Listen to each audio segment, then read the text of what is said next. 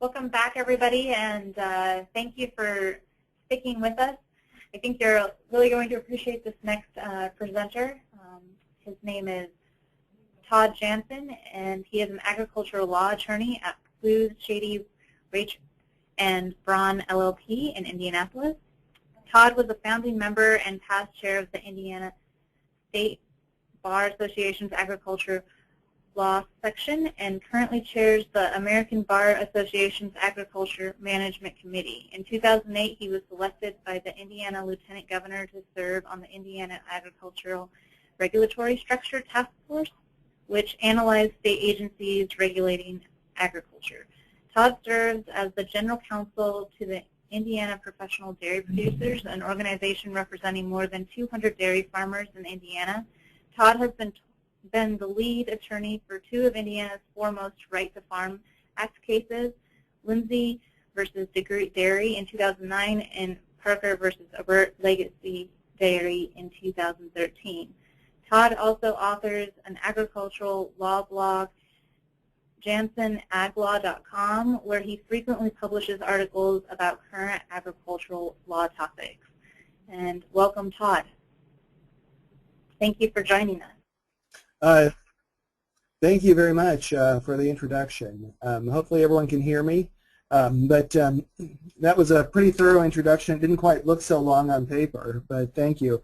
Well, as she mentioned, I work with a lot of farmers and agribusinesses, and I'm the guy that often gets called when the inspector is out on the farm or somewhere else and people are asking for help on what do they do next. And I've actually been on farms for both EPA inspections and also for, in Indiana, inspections by the Indiana Department of Environmental Management, which is our version of the EPA. And I can tell you, not surprisingly, that I haven't met a farmer yet that really likes an environmental inspection by any agency. And perhaps farmers aren't different than other businesses in that respect, although I do think that there's even a little bit more apprehension from farmers with respect to inspections, because often the farmer lives at his place of business, and so an inspection of the farm feels more intrusive than it probably does if someone's inspecting a factory that isn't even near where somebody normally lives.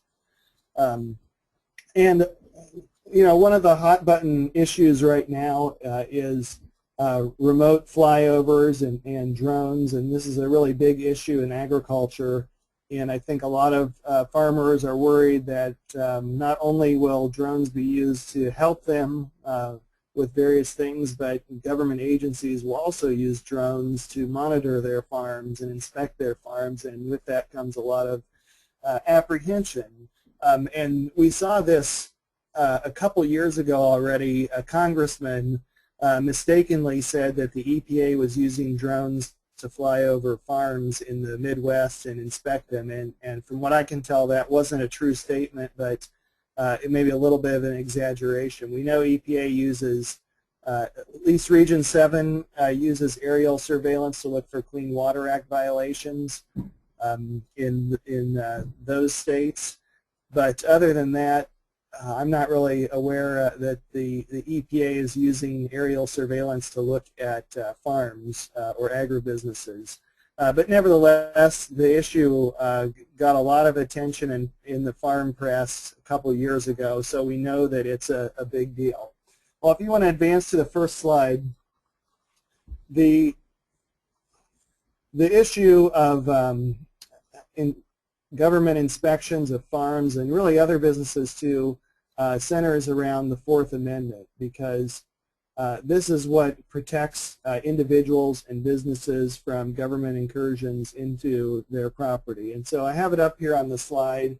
You all know this, you've all read this before, but it's the right of people to be secure in their persons, houses, papers, and effects against unreasonable searches and seizures. And the way that this works, the way the Constitution was set up was so, it didn't mean that government could never come onto someone's property. It just meant that before government could do, a government agency or government individual could come onto someone's property, they had to obtain a warrant. And the way they would obtain a warrant would be to go to a judge and ask for a warrant, which would be issued then by that branch of government upon a showing of probable cause. And often I've been asked the question by farmers and other businesses, well, you know, why can a state agency come onto my property and do any inspection? Isn't that a violation of the Fourth Amendment? And the short answer is usually that when you get your permit, usually the permitting language says something in there about waiving these rights under the Fourth Amendment. And so if you want your permit to operate a confined feeding operation or concentrated animal feeding operation, then you give up some of your Fourth Amendment privileges. Well, let's go ahead and go to the next slide. The leading case on looking at whether or not aerial surveillance by government agencies violates the Fourth Amendment is the Dow Chemical versus United States case, which was a 1986 case. So it's already been around the block a little while, but it's still good law, and it still is very instructive for how lawyers and the legal community dissects the issue of whether or not aerial surveillance violates any privacy rights under the Fourth Amendment. So this is a case that involved Dow Chemical Corporation based out of Midland, Texas. And a brief overview of the facts. Dow Chemical had about a 2,000-acre facility in, I said Midland, Texas, I meant Midland, Michigan, sorry, in Midland, Michigan. And they had allowed EPA to do some inspections already under the Clean Air Act. And at some point, Dow had essentially closed the door on the EPA and said, well, you've had your inspections, you don't get another inspection. And so EPA, not content with that, went to use aerial inspections of the Dow Chemical facility. And so they hired a private airplane, and they flew over this site, and they took pictures at 12,000 feet, at 3,000 feet, and then at 1,200 feet. And so at all times they were operating lawfully as far as they were in U.S. airspace, and the flights were lawful.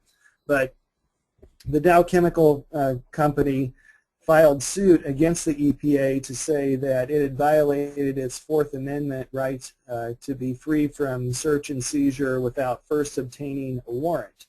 And what Dow had argued was that they had a right to privacy in the facility, and they had trade secrets there, and a government agency shouldn't be able to just fly over at low altitude like that and take pictures. If you'd advance to the next slide, please.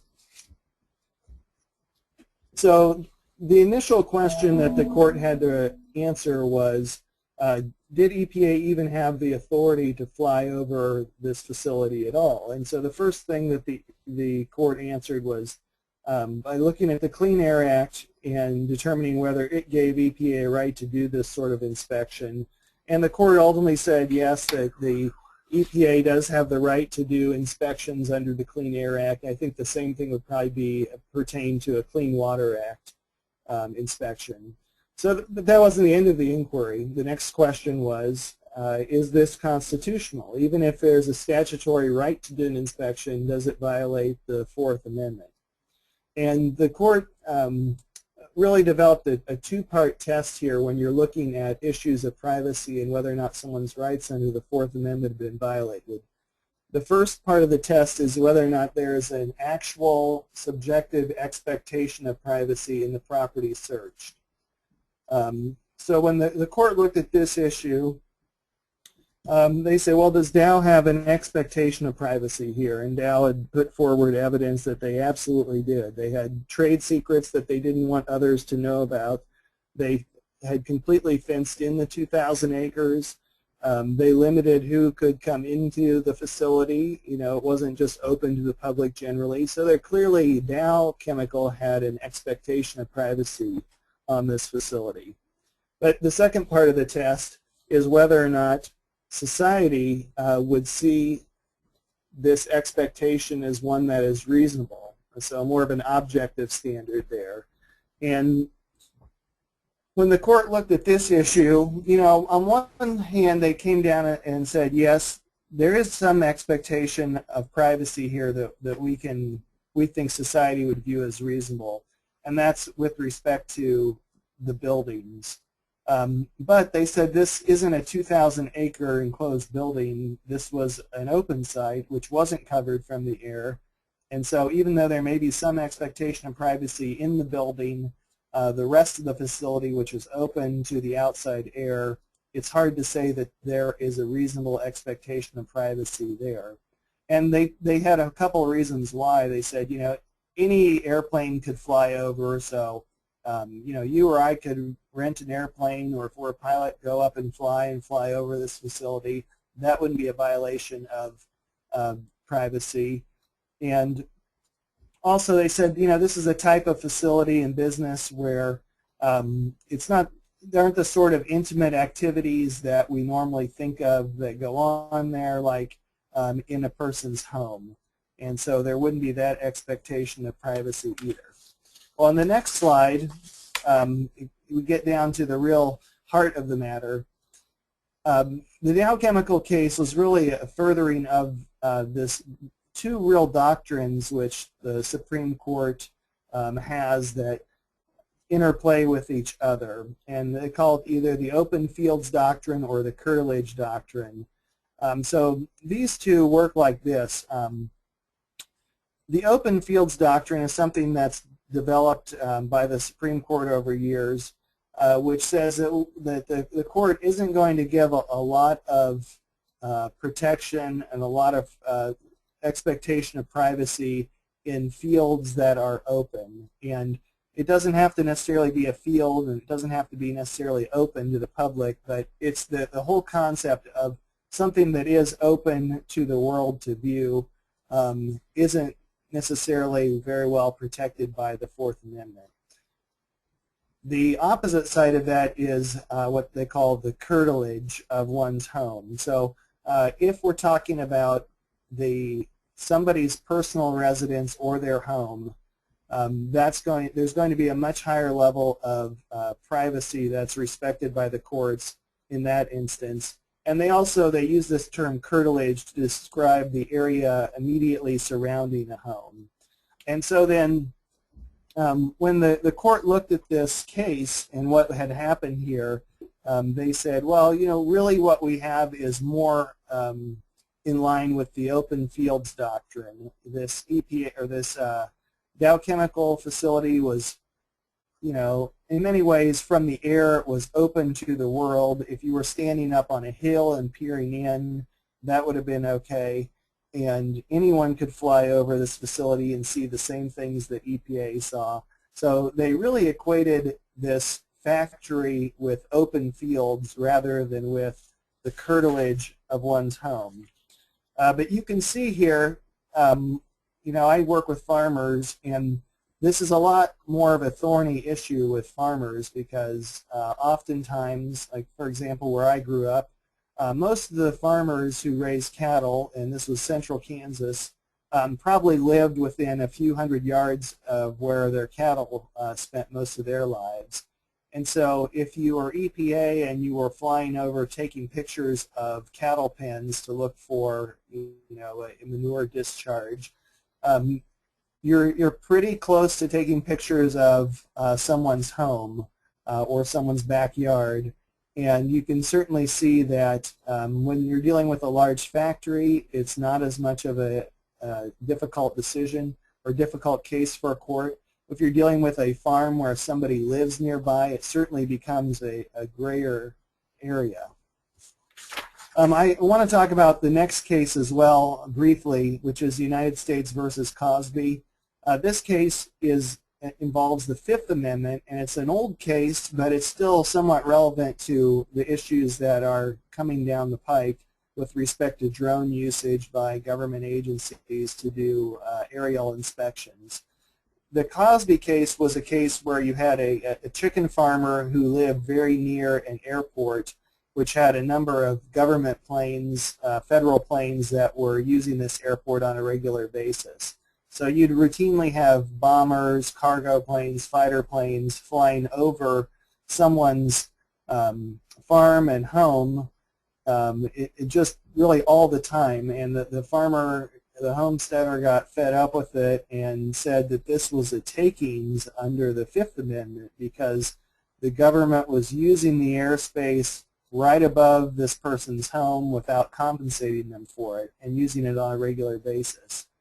And this was a landmark decision by the U.S. Supreme Court because before this point, we really followed the common law rule with respect to property rights, and that was a homeowner or a landowner owned all the land from their property boundaries straight down to the center of the earth, and likewise owned all the airspace above their property all the way up into the heavens, as they described it. And that was so you can just draw lines around a property and then send those property boundary lines straight up, straight down as far as they can go. And that was the common law rule with respect to air ownership above a property. But Causey changed that, and what they said was that landowners own what they called the enveloping atmosphere above their property. And so this enveloping atmosphere it's not defined by any certain amount of feet, but it's essentially all of the atmosphere of a property that a person could reasonably use. So you could see in downtown Chicago, that might be, you know, as tall as the Sears Tower, or whatever it's called today. My apologies if I got that wrong. If you live out in the country, it's going to be much lower, and you can fly an airplane much lower over, you know, somewhere in the country. But I point this out because I think that this is another way of looking at the issue of what would happen if we start to have a lot of government agencies using remote-controlled drones or autonomous drones to fly over, you know, people that live in the country to inspect fields, or do Clean Water Act inspections under, you know, the various agencies that are regulating that. On the next slide, we'll move ahead to drone usage in agriculture. So as I mentioned, this is really a huge deal right now in agricultural circles because everybody knows that drone usage is coming. There's just endless possibility. Just about 2 or 3 days ago, the USA Today ran an article where they predicted that 80% of all drone usage will be in agriculture in the United States in the future, and it will employ 100,000 people by 2025. So there's really endless potential for applications here. In the private sector, you can imagine crop monitoring would be very easy to use with drones that have different levels of you know, photographic ability or infrared technology, you name it. Livestock monitoring, you could easily use drones to go out and check on cattle in remote pastures. Pesticide applications, you know, all sorts of things that drones could be used for. But, you know, as we think about this, of course, people are equally apprehensive about then what could government agencies use drones for. So not only could a farmer use it to count his cattle, but you know, EPA could go out and count cattle with a drone and figure out if somebody was over the numbers for a CAFO permit or not. And you know, this has a lot of people worried because they don't know really to what extent government agencies will use drones to do this, and are they going to be living in a world where there are constantly drones being flown over their properties for various reasons. I do want to point out, you know, USDA already uses aerial photography to keep track of a lot of farmland and whether or not it's in compliance with conservation programs and you know, for government subsidy reasons. So USDA is already using aerial flyovers pretty regularly, and I could easily see an agency like that switching to using drones because they could be more accurate and, of course, save on manpower. the last slide I have talks about drone usage by government. The big stumbling block right now, which everyone is waiting on, is some clear indication from the FAA as to who, what, when, where, how can drones be used in both the private sector and in the government sector. And I'm trying to stay abreast of this, but there's so much conflicting information out there. My understanding is that for government agencies, at least, they still have to get FAA approval on a case-by-case basis to use drones for aerial inspection reasons. But the FAA is not the only issue here, of course. There's constitutional concerns that we discussed. You know, farms are unique when we're talking about aerial inspections because homesteads often live nearby. But you know, you can think too if a government agency were to use drones to inspect factories in cities, you might have similar issues when you have people living near factories who might fall in the watchful eye of the government drone. And so you may be trying to photograph an air emission source, but you're also photographing a neighbor's swimming pool next to the factory. So you can see that could raise some constitutional concerns as well. I did notice too in the last version of the Farm Bill, which was passed this year, I think there were some talk of trying to put language in there that would limit the use of drones by EPA or you know, other agencies. None of that ended up getting in the Farm Bill, but I'll point it out to say that it's certainly a political hot potato as well. And then I'll just end by saying that even if you have the government agency has the right to fly over farms or other businesses and do inspections by air, there are still trespass concerns because if you think about that U.S. versus Causey case, you know, a drone, unlike an airplane, a drone could actually go up to a window and peer through a window and look into a facility. Or a drone could fly 10 feet over the top of a factory, and you know, that may cross a line where it is then trespassing or perhaps being even a takings under the Fifth Amendment of the United States Constitution. So those are the legal issues that I see with respect to drone usage, agriculture, and also the constitutional concerns that are out there on the horizon. I don't know of any cases that have really tested this issue in the last 25 years with respect to remote autonomous vehicles. So I think we'll see that case in the next few years, and hopefully I'm lucky enough to be the guy who gets the phone call to work on it. So that's my presentation in a nutshell, and if there are questions, I'm happy to answer them, although I don't know that I have all the answers. Great, Todd. Well, thank you so much for that presentation. I think where it really helps is we've been speaking all day about new technologies or the potential of new technologies when it comes to the EPA and enforcement and compliance. And drones are certainly one of those new technologies that is emerging, and as you said, a very hot button topic. And so to have that that law background, I think, is very helpful as agencies, and specifically today we have air agencies on the phone, but just knowing if people are coming with data or trying to tout data that's taken by drones or from drones, that there may be some legal issues there, and there's legal implications for how we go about using these new technologies. And so because of that, we thought that this would be very helpful, and it has been helpful in explaining kind of the background of the law.